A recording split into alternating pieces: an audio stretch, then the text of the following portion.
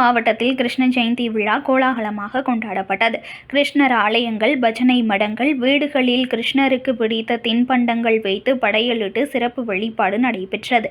வண்ண வண்ண உடைகளில் ராதை கிருஷ்ணராக மாறி கோவிலுக்கு வந்த மழலை செல்வங்கள் பக்தர்களை கவர்ந்து பரவசப்படுத்தினர். மயிலாடுதுறை மாவட்டத்தில் கிருஷ்ண ஜெயந்தி விழா கிருஷ்ணர் ஆலயங்கள், பஜனை மடங்கள் மற்றும் வீடுகளில் கோலாகலமாக கொண்டாடப்பட்டது.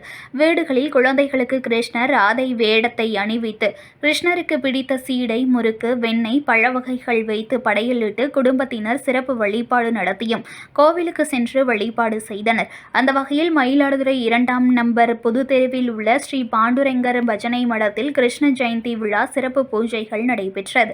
கிருஷ்ணர், ராதை வேடமணிந்த குழந்தைகளுடன் ஏராளமான பெற்றோர்கள் கலந்து கொண்டனர்.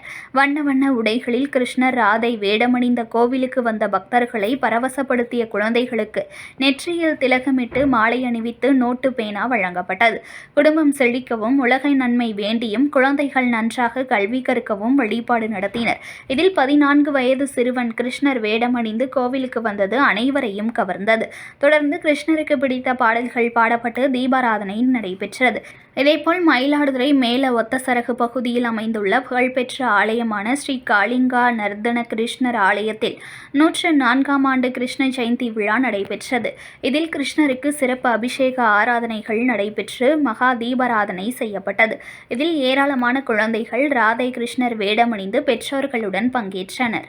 செய்திகளை உடனுக்குடன் தெரிந்து கொள்ள லைக் பண்ணுங்க, ஷேர் பண்ணுங்க, சப்ஸ்கிரைப் பண்ணுங்க, மறக்காம கமெண்ட் பண்ணுங்க.